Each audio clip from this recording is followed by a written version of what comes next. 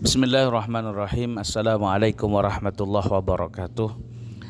Berjumpa kembali dengan Ustadz Pinggiran. Kali ini kita akan membahas Gus Ikdam kembali. Kalau kita berbicara tentang Gus Ikdam, maka sebenarnya banyak tema-tema yang menarik. Sehingga kali ini saya akan membahas kenapa sih di pengajiannya Gus Ikdam itu selalu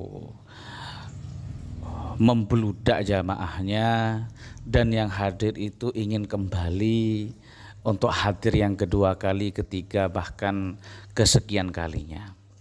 Yang pertama, kita paham bahwa itu adalah fadlah minallah, itu adalah keutamaan, keistimewaan dari Allah Subhanahu wa taala. Itu tidak bisa dipungkiri. Kenapa? Karena setiap saya melihat kajiannya, saya hadir cuma satu kali dan ingin kembali ke sana lagi. Kajian-kajian di YouTube, di live streaming itu, beliau itu bisa nyambung, berbicara, berdialog kepada siapa saja. Lah ini kan sesuatu yang sangat luar biasa. Kalau berbicara dengan sebaya misalkan, itu wes fair-fair saja, biasa sudah. Dengan orang tua bisa, itu biasa. Tapi dengan anak kecil bisa tertarik, ini kan sesuatu yang luar biasa dan nyambung. Gus Ikdam itu dengan anak yang umur 7 tahun, 6 tahun bisa nyambung, bisa ngejeloki, dan anaknya paham. Lah ini kan sesuatu yang menarik, saya kira. Dan ini adalah sesuatu yang tidak bisa dimiliki oleh sembarangan orang, yang tentunya ini semua memang kita kembalikan kepada Allah Ta'ala. Yang kedua, kita paham dari wajahnya Gus Ikdam itu minal mukhlisin, orang yang ikhlas. Maka beliau itu tidak pernah memikirkan, bahkan tidak terbebani ketika berbicara. Ketika kita mendengarkan pidatonya beliau itu los, tidak ada yang ditahan, tidak ada yang dipendam. Ketika beliau misalkan marah kepada salah satu jamaah, itu spontanitas saja. Karena semata-mata ikhlas ingin menyampaikan agar ini tersampaikan. Ada materi hadis, ada materi maqalah ulama mau disampaikan. Kok ada yang tidak cocok waktu itu, langsung yang viral itu. Jadi setengah memarahi pedagang yang kurang etis, saya kira begitu.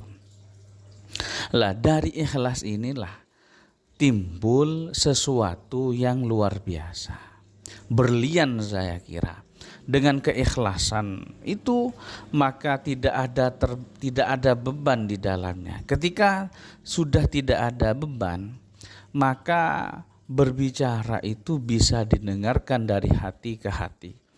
Beliau tidak pernah mempedulikan seakan-akan jamaahnya banyak, silahkan, sedikit silahkan. Misalkan viralnya terpendam, tidak jadi masalah. Yang penting beliau menyampaikan apa yang beliau ingin sampaikan. Saya kira ini pendapat saya terkait kenapa kok asik-asik saja ngaji ke Gus Ikdam itu.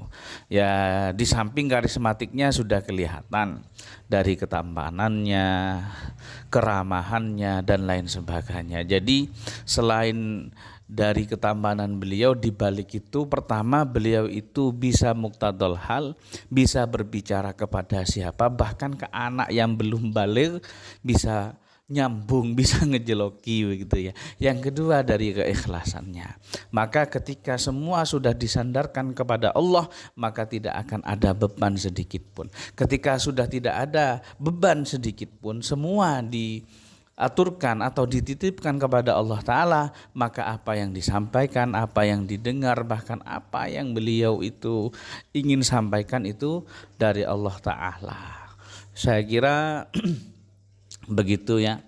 Mudah-mudahan tidak disalahpahami. Maksud saya dari Allah Ta'ala itu jika kebaikan, jika sesuatu ada yang tidak baik, jelasnya itu dari kita sendiri. Akhiran, assalamualaikum warahmatullahi wabarakatuh.